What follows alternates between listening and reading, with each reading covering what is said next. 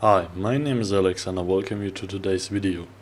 Imagine if you could pick any superpower you like, no limits. What would you choose?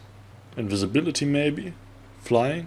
Or are you more turned on by the thought of being able to stop time? Given the sheer endless number of possibilities, it's certainly not an easy decision. But we'd say that the power of empathy would probably be a little lower on your list of potential options. Nevertheless, the developers at Deck 9 have set their sights on making exactly that the central element of the latest game.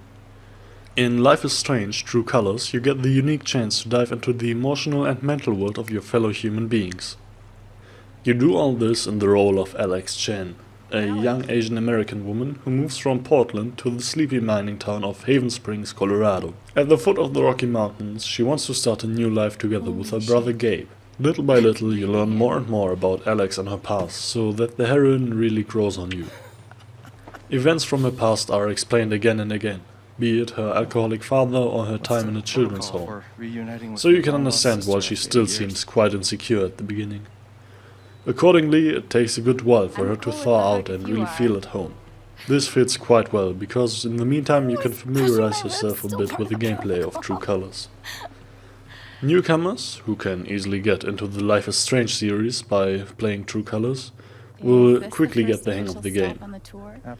In terms of gameplay, you can expect a mix of adventure and walking simulator. You control Alex through different settings, interact with people and objects in the environment, and solve the simplest puzzles.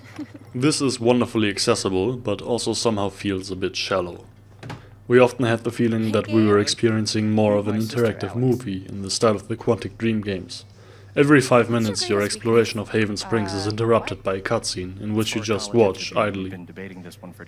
True Colors can always convince with its exciting twists and events.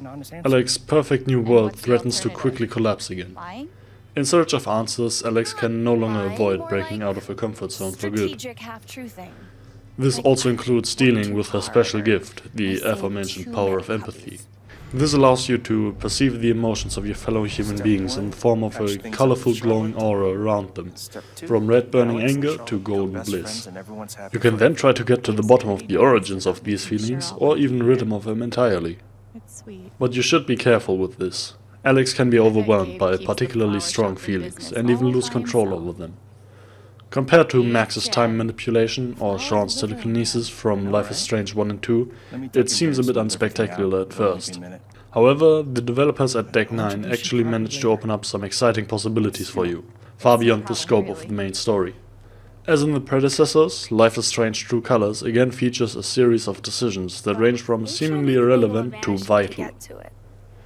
The game shows you, with an icon at the top of the screen, that your evening house cleaning has a significant influence on the game. That's rather hard to believe. On the other hand, there are also situations in which your actions determine whether relationships end or people leave Haven Springs forever, so always choose wisely. Especially since the consequences of your actions are not always obvious at first glance. Depending on what you do, even the ending of True Colors can be different. So once again, there is no linear story. Nevertheless, the author's direction remains a bit predictable. After the Switch version was delayed by a good 2 months, most are naturally curious about the performance. In my eyes, the extra waiting time was still worth it. Of course, as is often the case, there is a clear downgrade in the resolution and texture quality, but the Switch version can still convince with some good looking scenes. At this point we don't have more detailed framerate data, but minor drops below 30 frames per second were noticeable here and there. These drops are not worth mentioning for the most part, which is due to the nature of the slow gameplay. So let's come to a conclusion. Getting into the adventure, you'll be told a really heartwarming story that deals with the important issues of our lives. It's about coming to terms with your own mistakes, finding a place in the world, and maybe a few nice people to help you on your quest. Deck 9 has really succeeded in this. Of course, it could have been a bit more gameplay options and more technical polish. However, what has been offered so far is quite respectable. For these reasons, I rate Life is Strange: True Colors for the Nintendo Switch an 8 out of 10.